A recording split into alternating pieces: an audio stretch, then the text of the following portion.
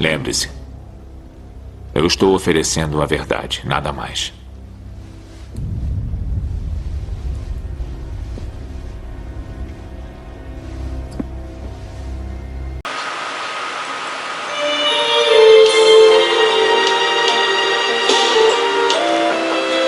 Aquele homem, outrora um menino, ele tinha um sonho. E como todo jovem, toda jovem, seja masculino, feminino, todos têm um sonho. E o sonho daquele jovem,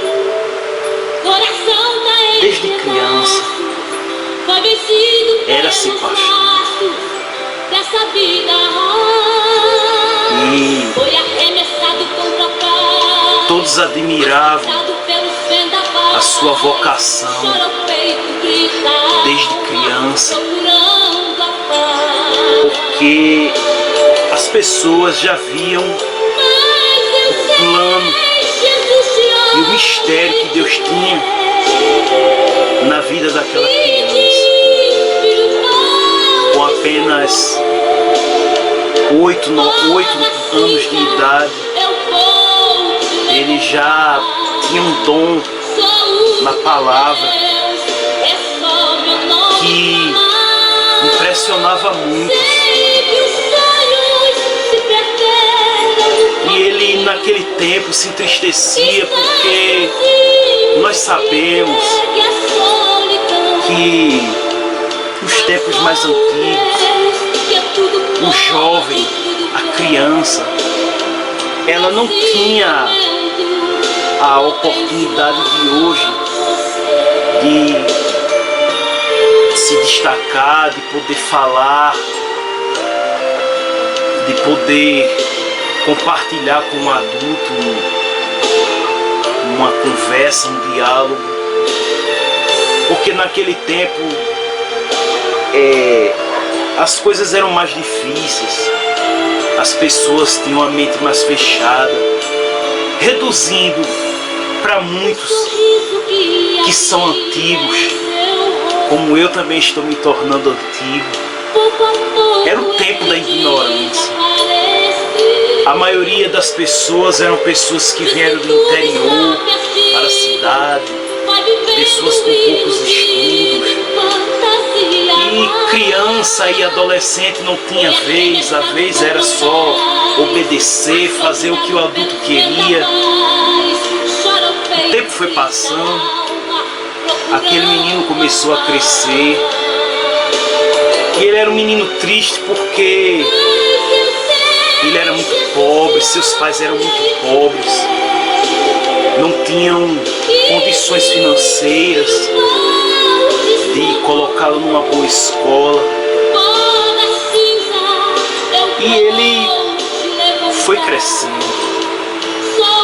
E naquele tempo, muitos eram as promessas, aleluias, que o Senhor usava os seus instrumentos para que ele, não mais uma criança, mas já um rapaz, de que iria crescê-lo e que iria multiplicá-lo na vida.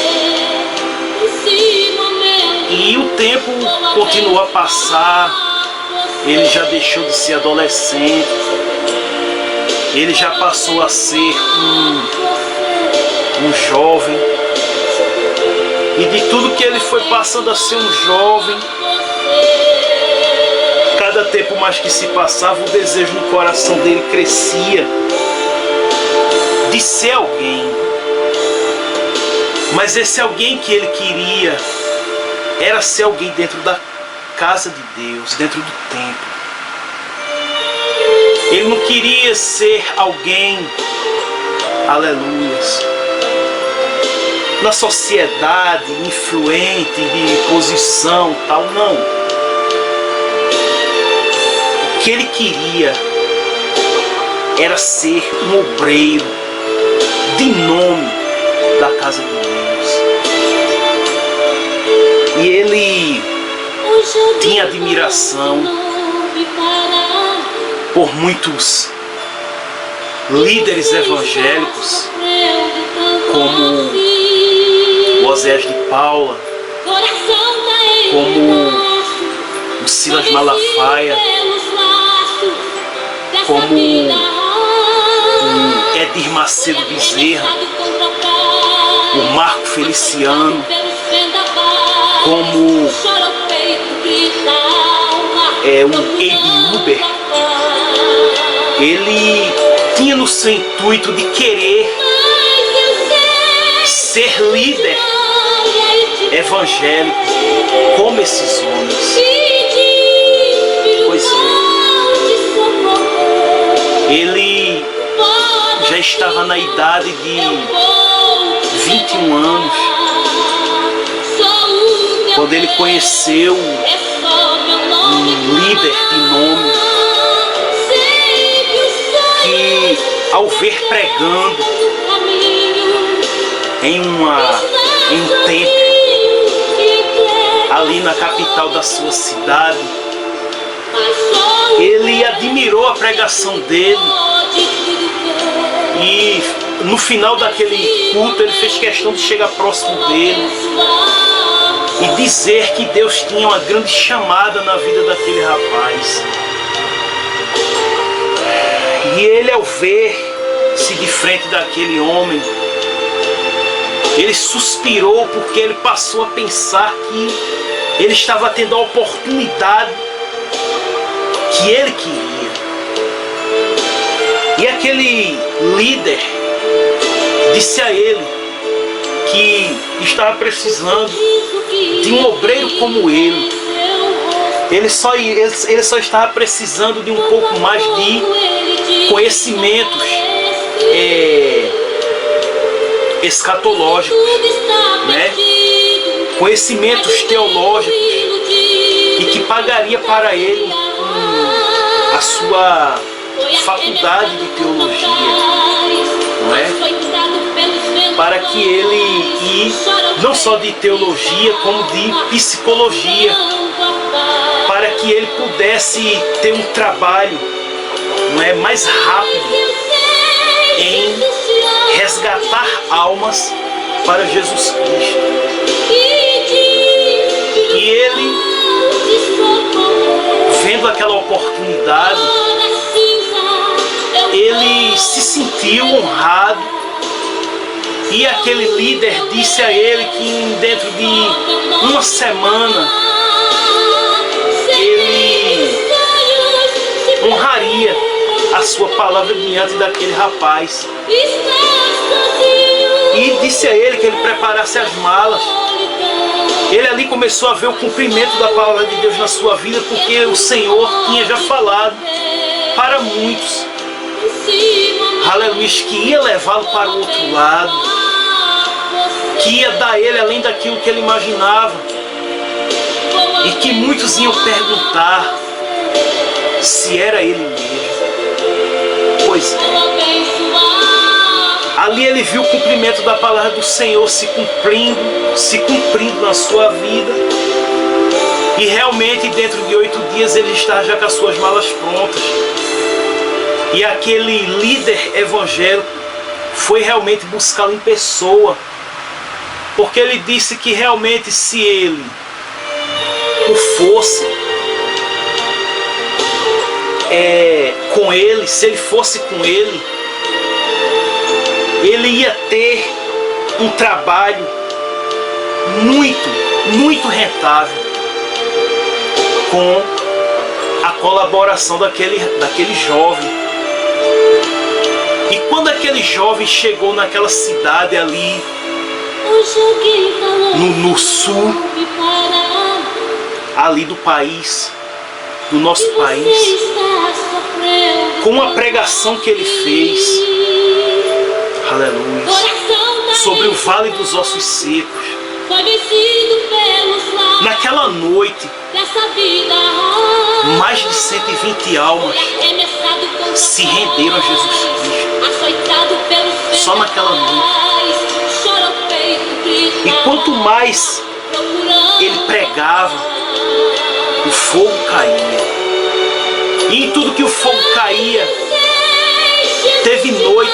A primeira noite, como eu mencionei para vocês, com a sua pregação para a glória de Deus, ele chegou a resgatar 120 almas. Na outra, ele já resgatou 240. E com o tempo, cada noite que ele pregava, em cada evento evangélico, em cada cruzada, eram para lá de 500, 600, 700 almas. E ali, aquele rapaz que já estava passando a se tornar um adulto, ele já estava chegando nos seus 26 anos de idade, se aproximando dos seus 30. Ele passou a ser agora um pregador de multidões. As multidões passaram a desejar e a cobiçar as pregações daquele rapaz, que não era assim, já estava começando a se tornar um adulto. E cada vez mais ele se derramava na presença de Deus, ele buscava a presença de Deus. E aqueles que estavam ao seu lado sempre faziam por onde promovê-lo, por onde multiplicá-lo. E ali ele ia crescendo, tanto no espiritual quanto no ministerial. E a sua vida financeira também foi crescendo com isso. Ele já passou a ter o seu carro, ele já passou a ter a sua casa, ele já passou a ter um bom salário, salário este que até imposto de renda ele declarava. E para a honra e a glória do nome do Senhor, ele continuou a multiplicar. E em tudo que ele foi multiplicando, aleluia, que ele foi crescendo na sua vida secular, as pessoas o admiravam, porque ninguém via ele decair na sua vida secular. Porque sabemos, meus amados, que existe o servo de Deus fiel, rico, e existe o servo de Deus fiel, pobre, e existe também o servo de Deus fiel, mega bilionário. Nós tiramos pelo nosso irmão Jó, que a Bíblia diz que ele era o homem mais rico da terra de Uz. Então riqueza não quer dizer que o homem esteja inapto a entrar no reino dos céus, mas que para a honra e a glória do nome do Senhor, eu gostaria muito de continuar com vocês essa mensagem direto de Deus para o seu coração no próximo bloco, em nome de Jesus.